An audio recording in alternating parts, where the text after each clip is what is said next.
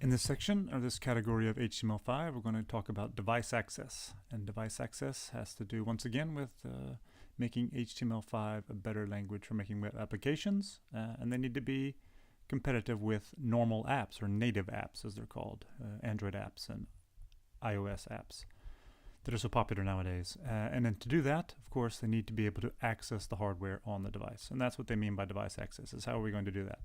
And one of the first examples in this example, and the first ways they did this was to access the GPS. Of course, I'm doing this on a PC or a Apple computer, but I'm doing it on a desktop computer, so it cannot directly access there is no GPS chip in my laptop, but it uses Wi-Fi to locate. And so we can see, as you see on the screen there, I'm in Sweden here, and it's showing where I am in Sweden, and I can zoom in and zoom out. The first time you run this page, it's going to ask you in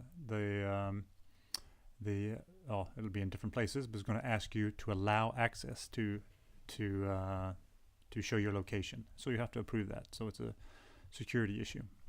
And so all this app does is it uses Google Maps, or all this device access does, and it uses the browser to access the hardware and find out where you are.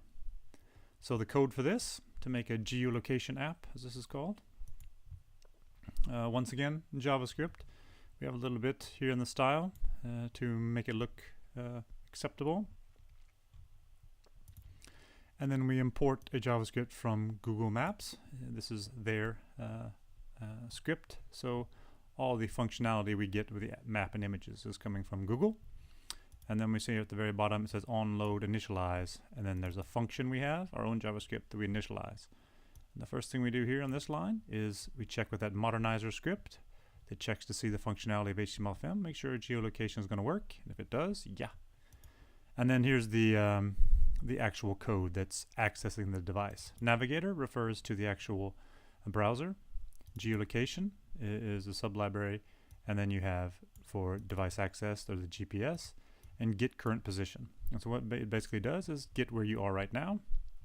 That's a function that takes the parameter position, and then I can get in return, I call some code. It goes from the imported code from Google, and it's Google Maps LAT-LNG, latitude and longitude. And so I can get that, and then I can set some options for how the map is going to appear, the zoom level, where it's going to center. There's a lot of things you can do here. And then I get the marker, and then I put it in there. And so that gives us the code. So that gives us the little red dot is the marker there in the code. I'm going to jump back here. And that's it. So here is our geolocation. Obviously, this is a little more useful on a mobile device, and you should test this on a mobile device. So it'll show exactly where you are, and will actually talk to the GPS on your mobile device.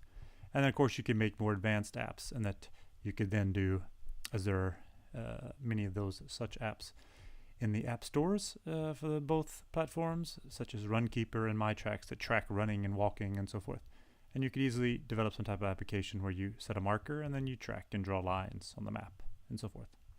So, as usual, download this code, acquaint yourself with it, and experiment. Thanks.